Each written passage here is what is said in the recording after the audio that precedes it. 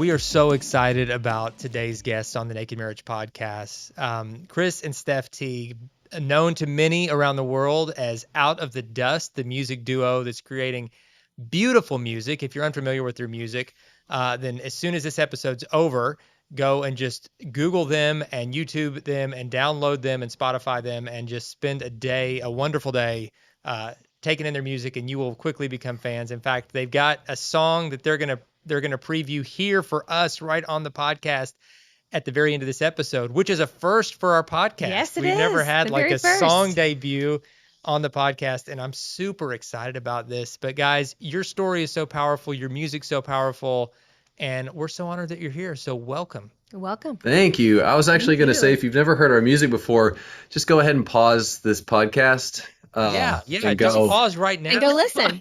Yeah, I'm just kidding. Come back. They don't, this audience doesn't know you well enough. They do yet now. to know you're- They do now. I'm joking. I love it. It's not a bad idea. If you guys want to pause, go over, Get some good music Please in those don't. ears. listen to Out of the Dust, and then come back with your mind blown as it was Oh, wow. to just start listening. Because I'm telling you, if Ashley and I became a musical duo, it would not sound like Out of the Dust. Because I can't sing. I would be like just talking in the background. You could sing.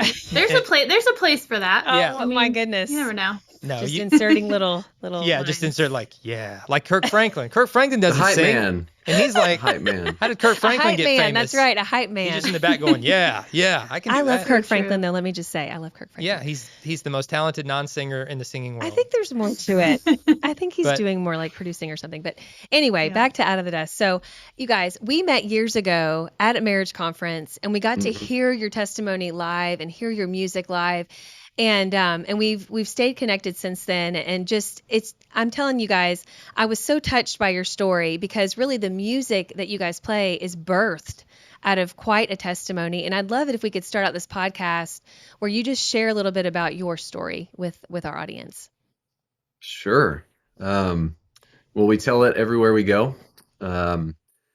Because, I mean, all of us carry stories with us. And if there's one thing that we want people to walk away with at any show or conference or anything that we're a part of, is that God is working in your story, regardless of beginning, middle, end. He's working in your story. And ours starts a good bit ago. It was like I'm losing track. 17 years, maybe. I don't know. But we were in high school and on a mission trip to Philadelphia, of all places. nice brotherly love. Yeah. Yes. Brotherly love. We were supposed to go to Guatemala, but I think like a youth pastor Wow. was We don't have to get into those killed or details. It was something, and our youth awesome. pastor was like, yeah, maybe we shouldn't go there. So we went to Philadelphia and kind of fell in love in the city of love. I guess we didn't. Yeah. We didn't. Stephanie had a boyfriend at the time, so I guess we didn't truly fall in There love. wasn't crossover. It's all good. Yeah. But Seeds were planted. The seed was that would planted. blossom Yes. into love. You did write me a poem, so there was that. I did. Oh my Smooth. goodness. That's Let's smooth. go get it.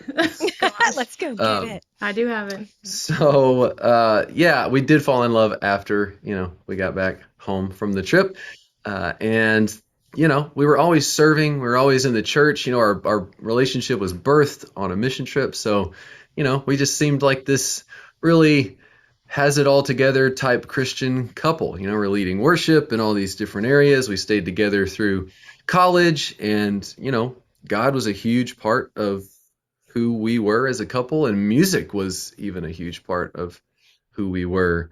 But when we got married when we were in college, and we were the first of our friend group to really do that. I mean, I was 20, she was 19, which is very young, even for the South. And we're from Nashville, Tennessee. And but we didn't have a lot of friends who were married, so we didn't have a lot of relational capital there. And then we also were just kind of naive and thinking that we'd convinced ourselves that we had it all together because we were doing all the right things, And so I think we kind of unintentionally and naively, ignorantly, maybe isolated ourselves from being in community. And when we do that as individuals and even as couples and just as believers, we end up not doing too well.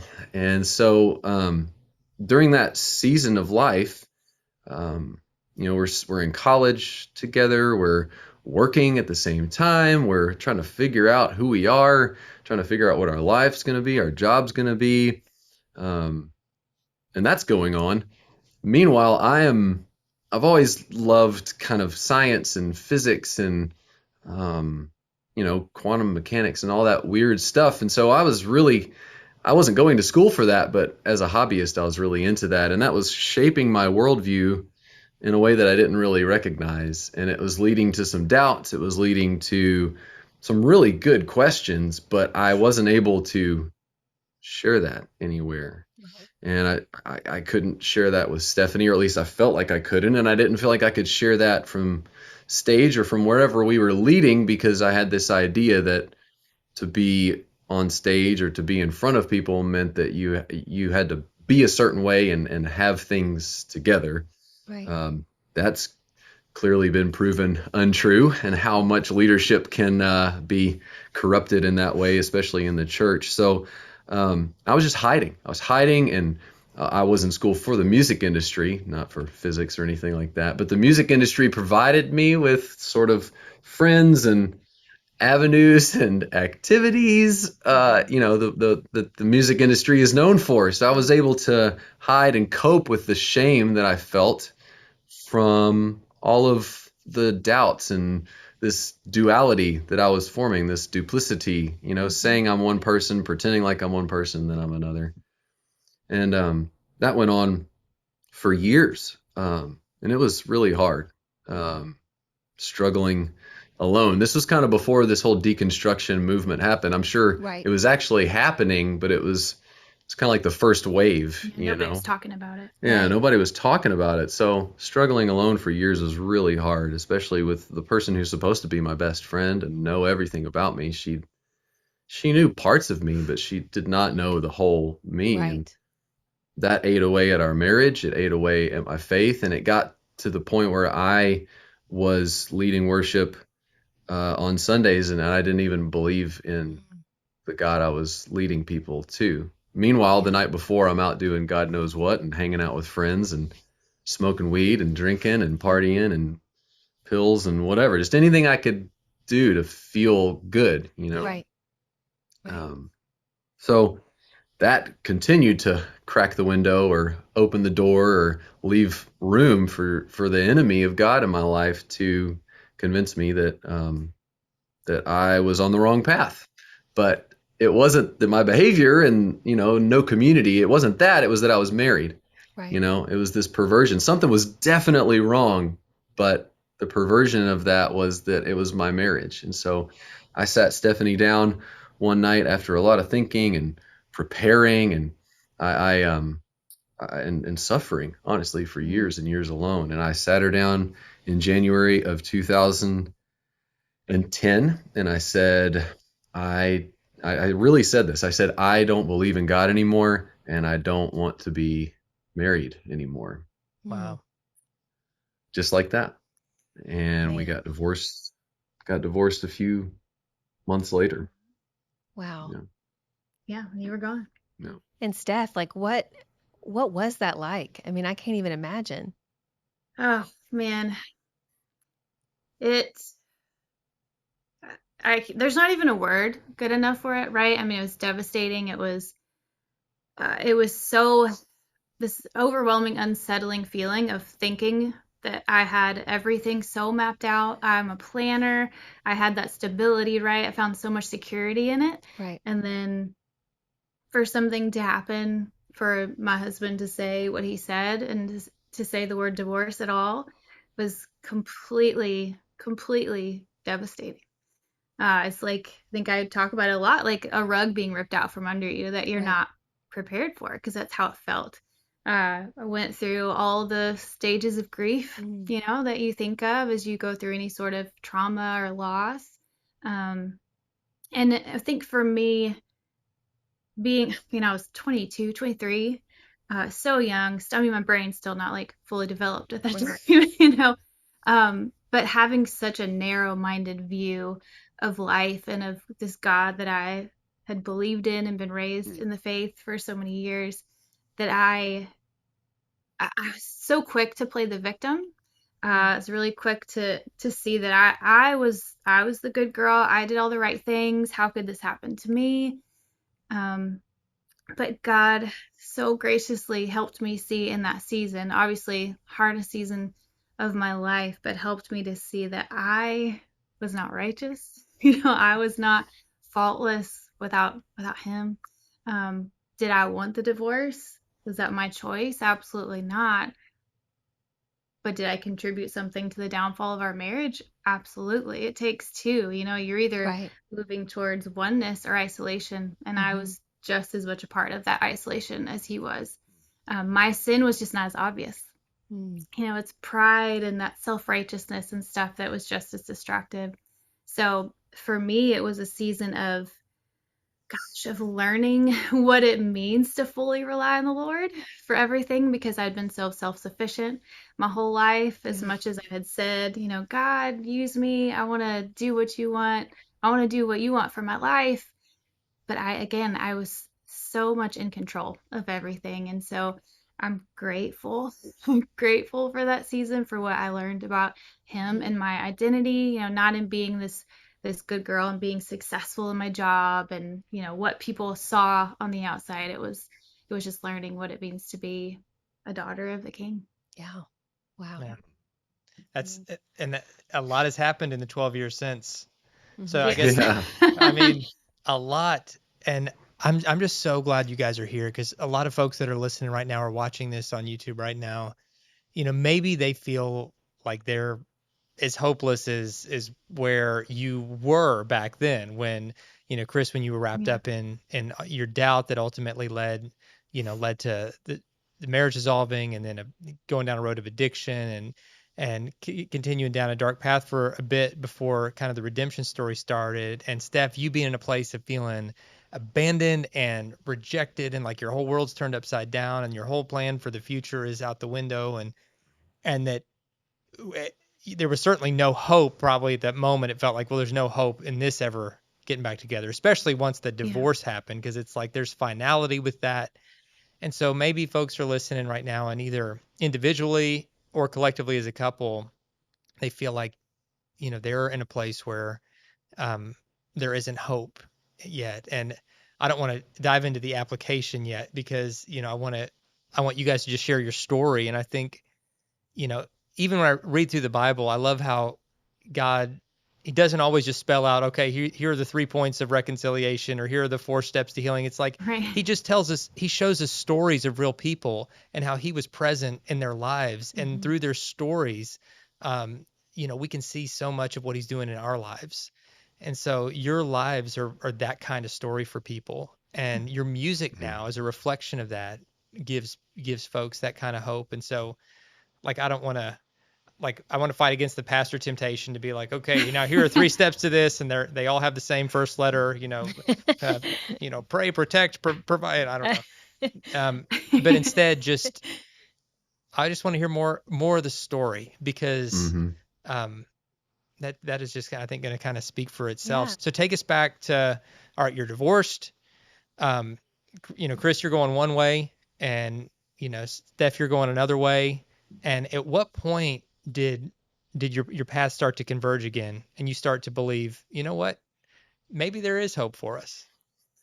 Yeah, well, I'm always in awe, like almost every time we tell this story. Like and I don't think it's anything in Stephanie's strength necessarily. All that to say, Stephanie's response to that season of suffering is always really humbling and beautiful, and I think everyone could take note of what it looks like to walk through a season of suffering well.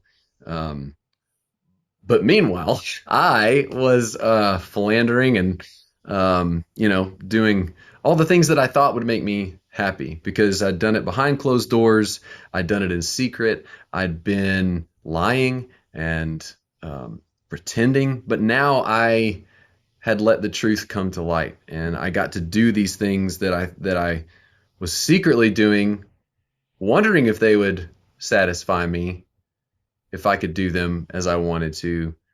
Now I get to do that. And I was chasing all of, I mean, it's just this proverbial story, right? The story of the prodigal, where I'm just wasting all of these riches and blessings that God had given me, women and more drugs and alcohol and parties and friends. And, I don't have to tell you guys or the listeners. I think, we all know deep inside a lot of times that our pattern of sin and our behavior, we're not as blind as we sometimes can convince ourselves that we are. But man, I really wanted to believe that stuff was going to make me happy. And I was very young and naive, but it didn't take long for the truth to surface that was a completely empty path, and the event that really led to me being brought to my knees. Just quickly, it was surrounding a relationship that I'd gotten into that just kind of exploded, right? And when that happens, I think God's really good and gracious and creative. He can use a lot of different things to bring us to our knees, to expose us to ourselves. But the veil was pulled off, and I saw how selfish I was. I saw the depth that I was willing to go to hurt people. I didn't want to hurt anybody, but at the end of the day, it didn't matter. Nobody wants to, I don't think many people, unless you're a sociopath, want to inflict pain on people, but it really just comes down to priorities and what's more important to you. And is it worth it to stick around and fight for this? Or do I want to do what I want to do? And it's more complicated than that sometimes. But in my case, it really wasn't. And God graciously showed me that. And I was all alone. Now I'd pushed everybody away, and I was in the darkest place I'd ever been in. And I had kind of sworn off God, but I didn't say I don't believe and I never will. It was just kind of an agnosticism, just I'm not sure, and I don't know that I ever can be sure. But in that season, God used my brokenness. When I'm all alone, nobody else is around, he used that season to show up. And it wasn't through intellectual arguments. It wasn't through, some apologetic, logical, rational, trotting out some great thesis of who he was. It was just his presence, his love, and him being with me in the midst of the darkest season. When I deserved him the least, he made himself most present to me. And when you really grab hold of that and experience that, it's transformational. Yeah. And radical love for me was transforming. Radical suffering for Stephanie was transforming, and I think that's how God works. And it has taken years and years of reconstructing what I had deconstructed. But in that moment, it actually helps you realize that the things that we think are so important oftentimes aren't as important as we think they are, and what's really true becomes clear in those seasons. And so it just quickly, God brought people into my life. He started speaking to me through the word, through community, that this was what I want, that this is what he wanted for me. He wanted me back. He had always wanted me. He'd wanted me back, and he wanted a better life for me than what I was living. And after a few months of seeking and listening and praying and hearing, I kind of discerned that part of that plan for me, even though I ignored it for a good long while, was God telling me that perhaps Stephanie and I getting back together was a huge part of that plan and what he wanted for my life. And I would have never seen that coming. Like, it couldn't have been but from him. And I think Stephanie needed a little time to process that. I didn't I'm need sure. that. I didn't hear that same message Yeah. at the same time. Yeah. Because for me, as hard as that year was, I wouldn't trade it. Mm-hmm. And I eventually got to a place. You're very kind in how you speak. I walked through that. There are a lot of ugly days. I will be quick to say that. But that's suffering. Yeah. Mm-hmm. Well, but I had just gotten to a place where I felt like I had let it go. Mm-hmm. When I signed the divorce papers, that wasn't my consent of, you know what? Yep, we're done. Move on, new chapter. It was, God, I trust you. Mm-hmm.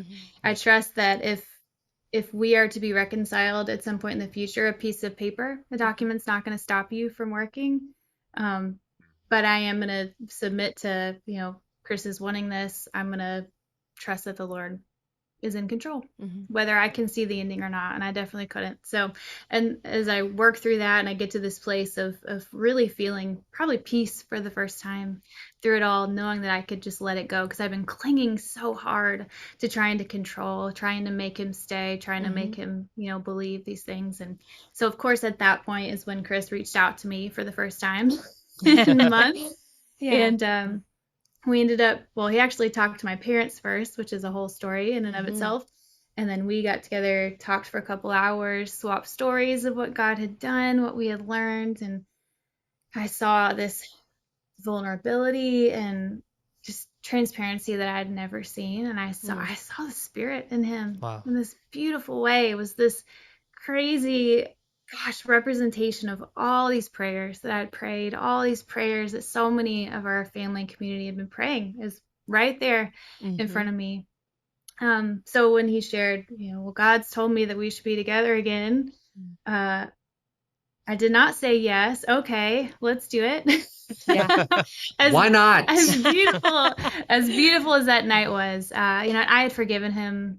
That was something that I had already worked through, but trust takes time. Oh, sure. And for us, I think we both, after you got past the initial disappointment, both kind of agreed. Yeah, I'm an idealist. I'm like the romantic, I guess, and I don't know what I expected, but that wasn't it. So Yeah. I don't even know what I said. But yeah, we wanted to make sure that we were seeking the Lord and what he had for us, that we weren't going to just act out of emotions, or we knew that we needed people to walk us through the process, because we did everything on our own before, and look at where that got us. So you had already started counseling. We did counseling separately. We came together with the same counselor after a period of a few months, which we are huge advocates of, of some good solid counseling, whether you are in the pit or you're doing all right. We still love, checkups are so important too. So long story short, all came together in agreement with our pastor's family, that if we wanted to pursue this again, that we should go for it. And we believe in a God of redemption. That's his heart. That's like the heartbeat of the gospel is redemption. And we believe that in a God who brings dead things to life. So we ended up starting completely over, like dating. You weren't even going to kiss me until we got remarried. We didn't quite make that one, but we did wait to have sex again. Everything else we waited. Yes.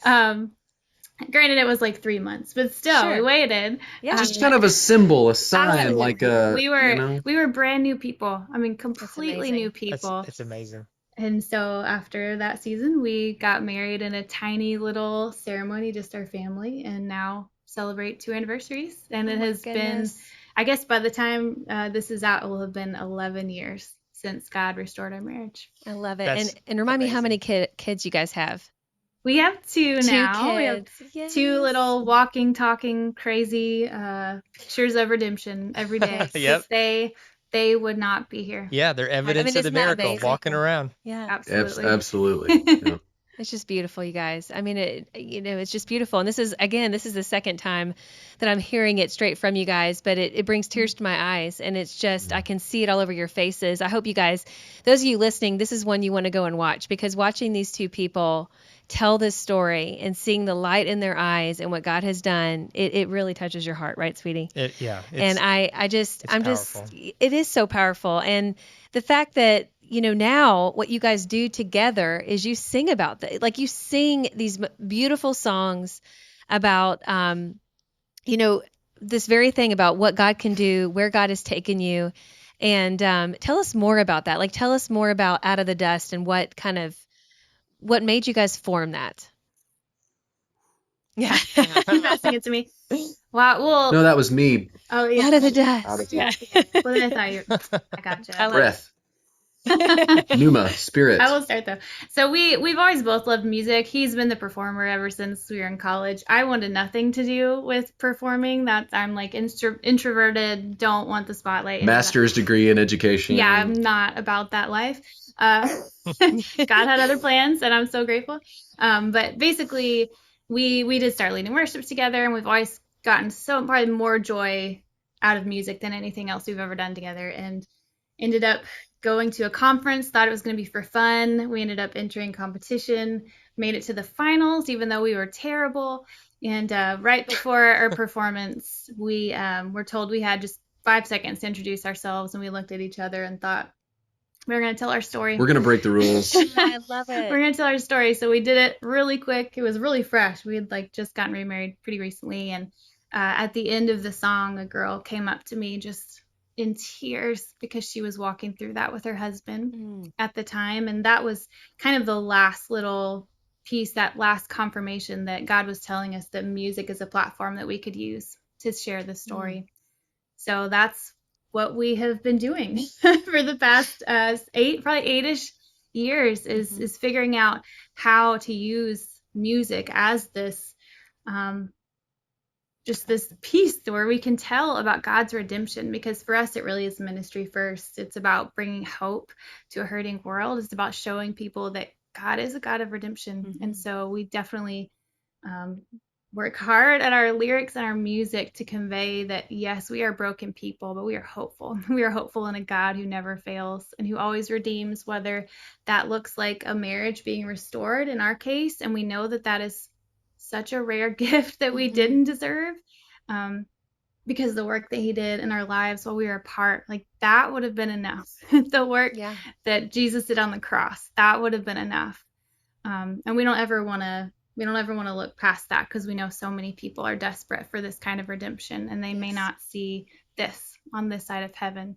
But we always just want to bring hope in the words that we write. It could look like a miracle of reconciliation, restoration. It could look like a husband or wife standing on the covenant, and letting God work through that in their lives. It could be someone moving on and having a new family, or it could be a completely different situation that has nothing to do with marriage. But the rock that we stand on, the bell that we ring, is that God moves and works and can be trusted to work and move in our suffering, in the broken world, in our broken hearts, and to redeem that. Yeah. So now we're, we write music constantly. On normal years, we'll see, fingers crossed about this year, we tour the country, sharing this message of hope. We share our story. We weave it throughout our music. We have a great time. Anytime we get to be in front of people, we love that we get to do this for a living, and bring our kids along as well. And the music and your story and your hearts, it is all so powerful, and God's working through you in an amazing way. And the music just so beautifully tells the story of his redemptive love and what he's done in your lives. And so that's why we're so excited to have a Naked Marriage podcast first. That's right. And introduce this new EP for you guys. And that's how we're gonna close out this episode. But first, tell us about what we're about to hear, because this is, I'm like giddy with excitement. So yeah. What are they about to hear? Well, first, we are so honored to get to be a part of this first. That's incredible. Sure. We wanted to show them Fall Back in Love. Yeah, Fall Back in Love. This is one of our, for me, that there's some songs that we write that's like, you know what? This one's for the people. Some of them are for us. This one felt like both. We genuinely love this song. We feel like it's such a reflection of just where we are musically, the things that we love, and also just it's like just a summer jam, a spring jam. Because you're ready for warm weather. Yeah. Hey, we love it. love of two. It's just a story of two people that they can't really put their finger on maybe what's going on, what's been wrong, but they know that something could be better, and they're both looking to make it better and want to fall back in love and get back to the way that it used to be, and the love of that new love feeling. Man, who doesn't want that back again? That's right. Your endorphins and your dopamine and serotonin's all swimming in your brain and feeling amazing. It's a sweet season, and so we wanted a song that conveyed that and gave people sort of hope. And just to reinforce that marriage is worth it. It's worth the work Yes. to put in to get back to that Yes. place. And so, and again, you guys that are listening, we told our story in such a small little window, and I'm sure if you have questions, we absolutely would love to talk with you more. We're the ones that answer all of our messages on social media, our website, all of that. So please don't hesitate. Well, We and tell love us where we can find walking it, through because this. folks are going to want, Yeah, before we play yes. this song, where can folks find you? Because right now they're probably already Googling, like, how can Yes. I hear more of can the I find story and them? hear more of this music? So give folks the best place they can connect with you online. Yeah, absolutely. I would say our most active community is over on Instagram if you're there, but anywhere, Instagram, Facebook, even TikTok, our handle is just Out of the Dust Music, and our website is outofthedustmusic.com. It's Perfect. a huge part of our ministry, just getting to walk through hard times with people who reach out. So please don't hesitate to do that. Come on. That's awesome. Well, guys, thank you all so much. And I know that you're going to hear from so many of the listeners who you just touched our hearts today. So thank you so much. And to the listeners, enjoy this beautiful song by Out of the Dust. We'll see you next time.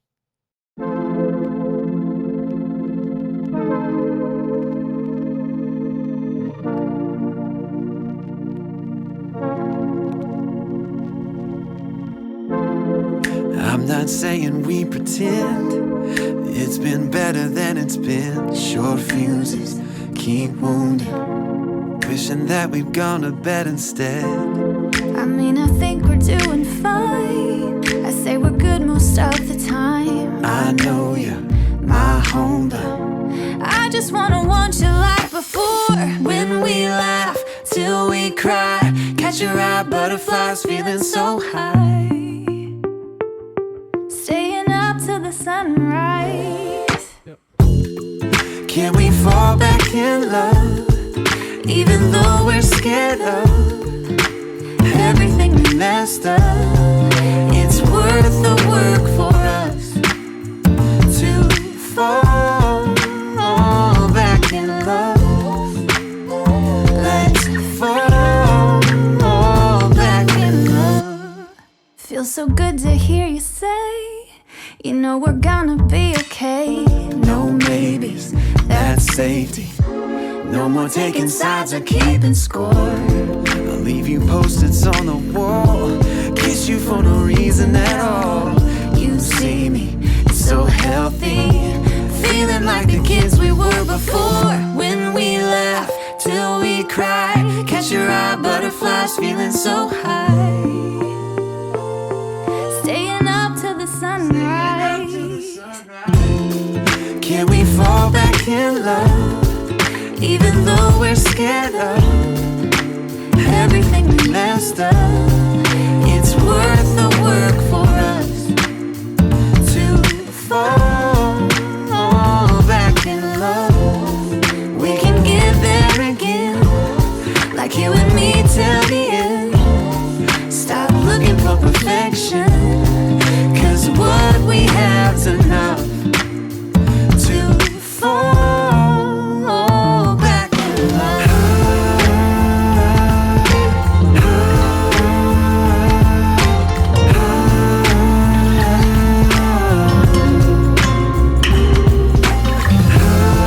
I know we can get there. Clear eyes, blue skies up ahead, yeah. I know we can get there. We can get there. Up ahead. I know we can get there. Fresh start, full hearts up ahead, yeah. I know we can get there. We can get there. Up ahead. So can we fall back in love, even though we're scared of everything we messed up? It's worth the work for us To fall It's fine.